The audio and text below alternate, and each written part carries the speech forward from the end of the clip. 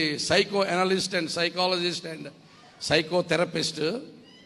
ఆయన చాలా రీసెర్చ్ చేశాడు ఆడవాళ్ళ మీద, ఎన్నో గ్రంథాలు రాశాడు. రాసి చనిపోయే ముందు ఏమన్నాడు తెలుసా ఆయన? Oh what do these women want అంటే చచ్చిపోయాడు ఆయన.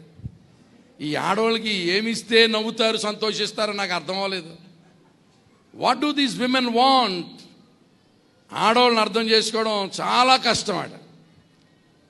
ఒక ఆయన అన్నాడు, మగోళ్ళనైతే దేవుడు మట్టితో చేశాడు కానీ ఆడ మనిషిని అలా చేయలేదట. సృష్టిలో ఉన్న శక్తులన్నీ తీసి ఆడ మనిషిలో పెట్టాడటండి.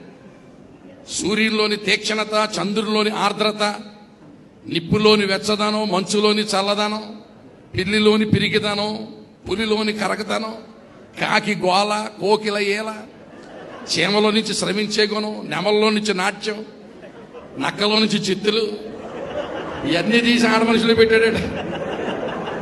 సూర్యులోని తీక్షణత అంటే కంటి చూపుతో చంపేద్దామంటారా? వాళ్ళ చూపు అలా ఉంటుంది. చంద్రుల్లోని ఆర్ద్రత, నిప్పులోని వెచ్చదనం, మంచులోని చల్లదనం అంటే అర్థం ఏంటనుకుంటున్నారు? ఆడవాళ్ళు మగవాళ్ళు నిద్రపిచ్చేయగలరు, ఇంకా నిద్ర లేకుండా చేసేయగలరు. సంసోన్ నిద్రపిచ్చేసింది ఒకడిని, సంసోన్ ఒక ఆవిడ నిద్రపిచ్చేసింది, ఒక ఆవిడ నిద్ర లేకుండా. నిప్పులోని వెచ్చదనం, మంచులోని చల్ల. ఆడవాళ్ళు చాలా పిల్లిలాగా పిరికోడు, పొద్దున్న కంటే భయం, బెల్లంటే భయం, అన్ని భయాలు. పిరికిది కాదా రెచ్చిపోయావో పిచ్చిపోతాయంటే తీసిందా మనకి దగ్గర మాసం. మరి మనం తెలియకుండా తినేదో ఏడు కానీ మన కడుపులా మార్చేసుకుంటుంది అంతే. పిల్లిలోని పిరిగిదనం, పులిలోని కరకదనం, కాకి గోల, కోకిల ఏల. ఆడవాళ్ళు కాకిలాగా గోల చేస్తారు 10 మంది ఉంటే, కోకిల్లాగా పాడగలరు, నెమల్లాగా నాట్యం, చీమలాగా శ్రమించే గుణం. తెల్లారి గంటలు లెగుస్తుంది ఆడమనిషి, మళ్ళీ రాత్రి 10 గంటల దాకా మెదిలినట్టే ఉంటుంది, తుడిసినట్టే ఉంటుంది, తోమినట్టే ఉంటుంది. ఏమండి, చిన్న రోబోట్ లాగా పనిచేస్తూ ఉంటుంది. నెమల్లోని నాట్యం, చీమలోని శ్రమించే గుణం, నక్కలోని జిత్తులు. ఆడవాళ్ళు అబద్ధం ఆడారంటే నాగార్జున సిమెంట్తో గోడ కట్టినట్టేనట.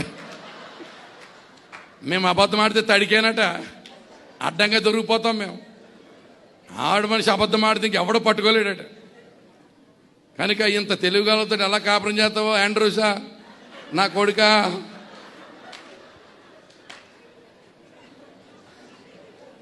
దేవుడే సాయం చేయాలి తండ్రి, సామాన్యం కాదురా బాబు. ఆడవాళ్ళు ఎటువంటి వాళ్ళు అంటే వాళ్ళు అడిగిన వెళ్దాం అనుకున్నారు అనుకో, ఎప్పుడు తయారైపోతారో, ఎప్పుడు ఉండేస్తారో, ఎప్పుడు తుడిచేస్తారో, ఎప్పుడు సక్కపెట్టేస్తారో తెలియదు. వెళ్ళకూడదు అనుకుందా, నీరసం అంటది అంతే. ఇంక దానికి డిఫినేషన్ లేదు, ఇంక దానికి నిర్వచనం లేదు. మొత్తం ఈ ప్రోగ్రామ్ అంతా ఫెయిల్ అయిపోద్ది. చాలా సైకలాజికల్ మూవల్. వాళ్ళ ముఖం టచ్ స్క్రీన్ లాంటిదట, అంటే సీన్ మారిపోద్ది. బజారుకు బయలుదేరినప్పుడు ఒక ముఖం, ఇంటికి వచ్చే లోపు రకరకాల షేపులు. ఎప్పటికప్పుడు నువ్వు మెడకోగలిగి ప్రార్థన చేయడం ఇదే. నీకు అర్థమైందా? చాలా కేర్ఫుల్గా ఉండాలి బ్రదరు. ఇంకో మాట చెప్తున్నాను, ఆవిడ ఎదుర్కొంటే ఇంకెవరిని మెచ్చుకోక. ఎవరన్నా బాగుంటారు అన్నావా, నీకు శ్రమకాలమే. ఎవరిని మెచ్చుకోక, నీవు తప్ప వేరొక దేవుడు లేడు. ఇదే మినిస్ట్రీ. నువ్వు బతకాలనుకుంటే అదే. ఆడమనిషి ఎదుర్కొంటే ఇంకెవరిని పొగడక చాలా గొడవలు అయిపోతాయి. ఎవరు బాగా వండుతారని కానీ అలా బాగుంటుంది అన్నావా, నీ తెచ్చుకున్నావు అనమాట కొంప. కనుక బాగా ఉండి బాగా బతుకానా. మన ఒక ఆయన ఓ పెళ్లి క్యాసెట్, ఒక అతను ఇంట్లో 7 చేస్తానంట. టీవీ చూస్తారు, భార్య అడుగుతుందంట, ఏం సీరియల్ అని బాబు అంతలా 7 చేస్తారంటే అన్నాడు. సీరియల్ కాదే, మన పెళ్లి క్యాసెట్ అన్నాడు.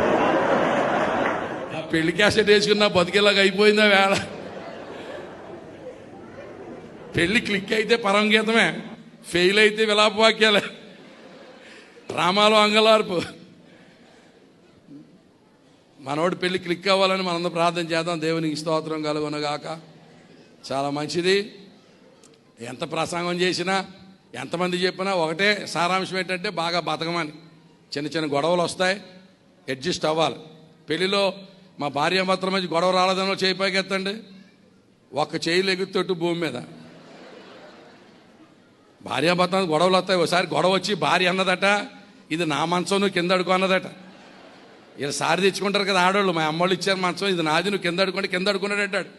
కింద పడుకున్నాక మధ్యరాత్రిలో జ్ఞాపకం వచ్చిందంటే మంచం దీందే కానీ నవ్వారు నేను కదా కొన్నానా నవ్వారు కోసేసాడు. కోసేస్తే దాపుని కింద పడిపోతే తేలు కుట్టేసిందంట. కోసేసుకుంటే కుటుంబాలు ఉండవు నాన్న, పాప కింద పడుకోమంటావా? గొడవలు వస్తాయి, అడ్జస్ట్ అవ్వాలి. ఏం చేయాలండి? ఆ సర్దుకుపోదామని రండి అని రాస్తారు ఆటోల మీద. ఆటోలో సర్దుకుపోవడం కాదు, సంసారంలో సర్దుకుపోవాలి. ఆటో ఇక్కడ ఎక్కుతాడు దిగిపోతాం, ఇంక దిగడం ఉండదు ఇది. So adjustment is very important అన్నా. ఏంటన్నావా?